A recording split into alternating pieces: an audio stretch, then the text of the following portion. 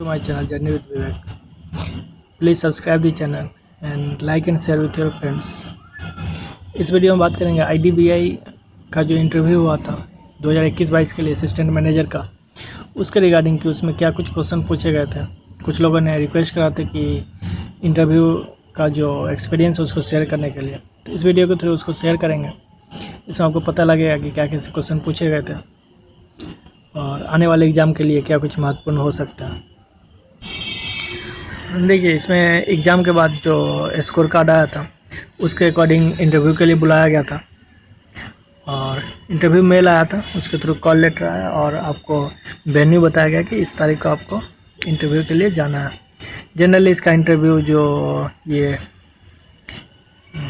Residency होता है ना, मतलब होटल जो होते हैं उसमें ही कंडक्ट कराया जाता है, जो आपके नियरेस्ट सिटी है, नियरेस्ट कैपिटल बोल लीजिए, उसमें होते हैं अलग अलग स्टेट के। तो मेरा पटना में हुआ था इंटरव्यू अक्टूबर के टाइम में, ठीक है।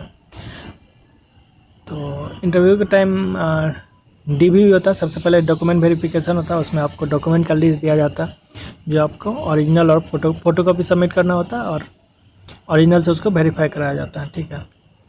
उसके बाद आपको इंटरव्यू के लिए भेजा जाता है इंटरव्यू हॉल में, ठीक है। वहाँ 3 से 4 मेंबर होते हैं डिपेंडिंग अपॉन दी लोकेशन। मेरे पैनल में 3 मेंबर थे, एक हेड थे जिन्होंने मैक्सिमम क्वेश्चन पूछे और 2 थे वो थोड़े थोड़े क्वेश्चन पूछ के निकल गया, ठीक है। और सबसे पहले बात करते हैं लैंग्वेज के बारे में कि लैंग्वेज क्या था।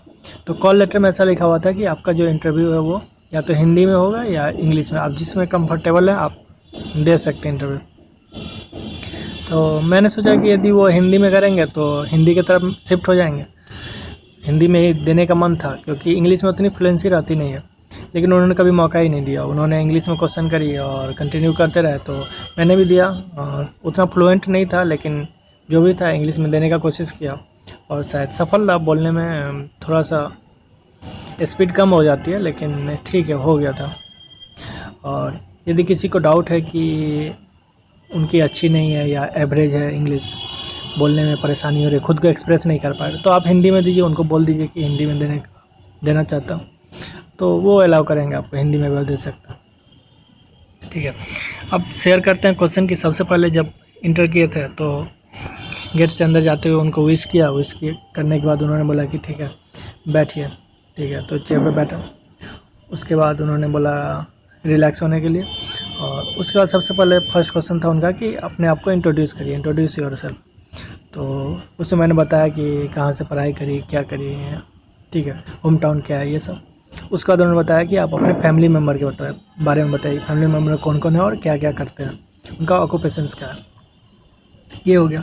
उसके बाद उनके पास सीवी रहती है, ठीक है। आप जब डीवी के टाइम डॉक्यूमेंट देते हो तो उनमें 3-4 सेट वो डीवी सीवी का भी लेते हैं, ठीक है। तो उसमें आपके सारे डिटेल रहते हैं।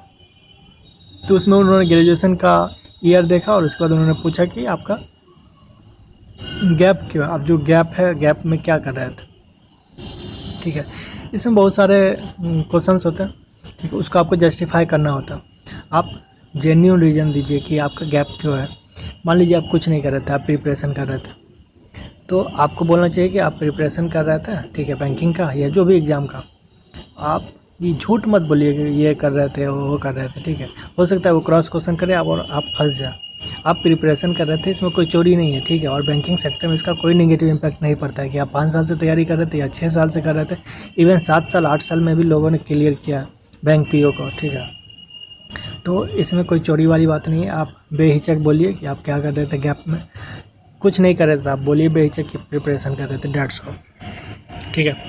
उसके बाद ये एक कॉमन क्वेश्चन था कि बैंकिंग एग्ज़ाम आपने कौन कौन सा अभी तक दिया है और किस स्टेज तक आपने पहुंचा है, ठीक है। तो उस टाइम आरआरबी का चल रहा था, शायद आरआरबी पीओ का मेंस होने वाला था, ठीक है। तो इसलिए वो ज़्यादा इम्फेसिस दे रहे थे कि आपने कौन कौन सा अभी तक एग्ज़ाम दिया है, उसका प्री दिया है, मेंस दिया है, इंटरव्यू दिया है, इस टाइप से वो ये क्वेश्चन मस्ट था, मैंने हर एक कैंडिडेट से उन्होंने पूछा, ठीक है। और एक चीज़ और, यहाँ पे उन्होंने स्कोर भी पूछा था, जो आईडीबीआई का मेंस का मतलब एग्ज़ाम का जो स्कोर था वो भी पूछा था कि स्कोर आपका कितना आया था इसमें, ये हो गया। उसके बाद नेक्स्ट क्वेश्चन उन्होंने पूछा कि बैंकिंग क्यों, मेरा टेक्निकल डिग्री है, ठीक है, बीटेक है। तो उन्होंने पूछा कि आप अपने टेक्निकल फील्ड को छोड़कर बैंकिंग में क्यों आना चाहते हैं, ठीक है। तो इससे आप रिलेटेड जो भी जेन्युइन फैक्ट है वो आप दीजिए। आपका इंटरेस्ट हो सकता है या और भी कुछ रीज़न हो सकता है, ठीक है। आपको बैंकिंग क्यों फैसिनेट करता है, उसका आप जेन्युइन रीज़न दीजिए। बस इसमें इतना ही रहता है, ये फॉर्मल क्वेश्चन होता है, ज़्यादा कुछ इसमें ट्रैप नहीं होता। उसके बाद उन्होंने मेन क्वेश्चन पे उसमें पूछा WPI क्या होता है, CPI क्या होता है, और इन्फ्लेशन क्या होता है, GDP क्या होता है। ये सब छोटे छोटे टर्म उन्होंने पूछा, ठीक है। और WPI CPI में कितने ऑब्जेक्ट होते हैं, इस पे भी उन्होंने क्वेश्चन करा था कि इसके अंदर कितने WPI और CPI के अंदर होते हैं। और एक ये भी पूछा था कि WPI CPI का कंसेप्ट कौन से ईयर से आया था या कौन से ईयर में इंट्रोड्यूस हुआ था, इस टाइप से कुछ उन्होंने पूछा था, ठीक है। उसके बाद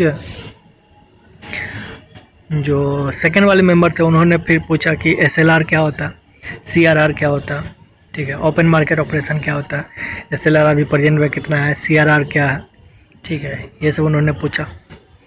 उसके बाद नेक्स्ट क्वेश्चन था कि benefits and loss of privatisation, ठीक है। ये उनका एम्फेसिस था कि IDBI जो है वो प्राइवेट बैंक है, ठीक है। RBI के कैटेगरी में प्राइवेट हो गया, जबकि अभी भी उसका मेजोरिटी ऑफ शेयर जो गवर्नमेंट के पास है, LIC एंड गवर्नमेंट के पास।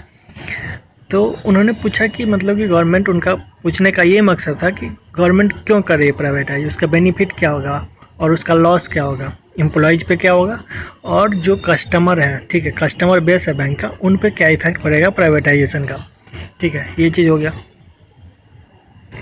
उसके बाद उन्होंने पूछा कि RBI कंट्रोल इन्फ्लेशन को कैसे कंट्रोल करेगा, ठीक है।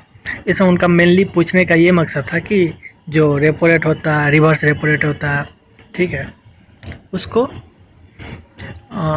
उसके थ्रू कैसे RBI कंट्रोल करेगा इन्फ्लेशन को, ठीक है, मार्केट कंट्रोल कैसे करेगा, ये चीज़ हो गया। उसके बाद जो मेन वाले थे, हेड वाले, उन्होंने पूछा कि ठीक है, आप बताइए कि आर्किमिडीज प्रिंसिपल को यदि आपको एक छोटे से बच्चे को समझाना हो तो आप कैसे समझाएंगे। अब ये चीज़ था कि देखिए बहुत छोटा सा चीज़ है और कोई लॉजिक भी नहीं है इसका, लेकिन ये क्या था कि मेरे माइंड से स्किप कर गया था उस टाइम, तो इसमें मैंने सॉरी बोल दिया था। तो उनको थोड़ा सा आश्चर्य लगा, उन्होंने बोला कि ये तो छोटी चीज़ है, 12th की है, आपको आनी चाहिए। तो हम बोले हाँ सर आनी चाहिए, लेकिन अभी माइंड में क्लिक नहीं कर रहा। बोला ठीक है, कोई बात नहीं। तो ये चीज़ हो गया। और फिजिक्स केमिस्ट्री से पता नहीं उनका बैकग्राउंड था, फिजिक्स केमिस्ट्री हर एक से, चाहे कोई भी बैकग्राउंड से हो, उनसे वो 1-2 क्वेश्चन फिजिक्स या केमिस्ट्री से पूछ ही रहे थे, ठीक है। उसके बाद MSME का जो नया डेफिनेशन था, ठीक है, कैटेगराइजेशन या कैप, जो लिमिट जो होता है 2.5 लाख 5 लाख, इस तरह से जो नया डेफिनेशन था MSME का, वो पूछा उन्होंने। स्मॉल इंडस्ट्री का, मीडियम, माइक्रो, ठीक है, उसमें क्या कैसे कैप है उसका लिमिट, वो उन्होंने पूछा। उसके बाद उन्होंने पूछा मनी मार्केट और कैपिटल मार्केट क्या होता है, ठीक है,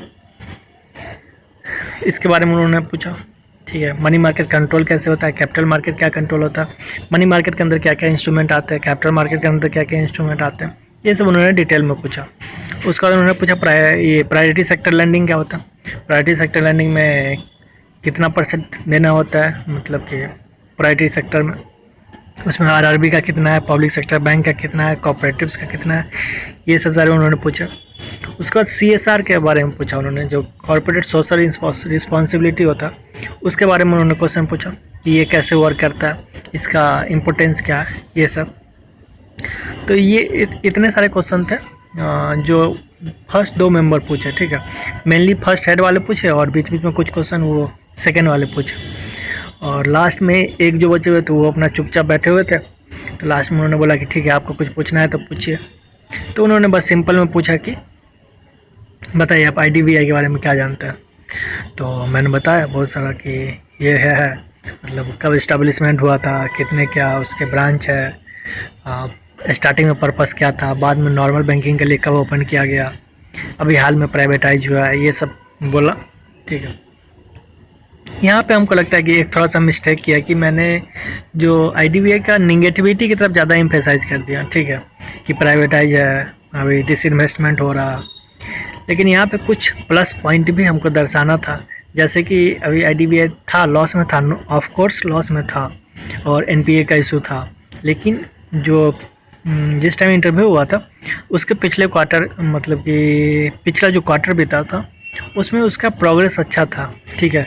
वो ओवरकम किया था NPA को, इन लॉस को, ठीक है, प्रॉफिट थोड़ा बहुत आया था। तो ये चीज़ हमको एम्फेसाइज करना था, और बोल सकते थे कि देखिए कोई भी बैंक जो होता है वो बोर्ड ऑफ डायरेक्टर से चलता है, आप भले उसको प्राइवेटाइज कर दें या गवर्नमेंट रखें, लेकिन चलता है तो भाई ये गवर्नमेंट नहीं चलाती है ना उसको डायरेक्टली, चलता है जो बोर्ड ऑफ डायरेक्टर होते हैं, बोर्ड के मेंबर होते हैं, वो उसको रन करते हैं, ठीक है।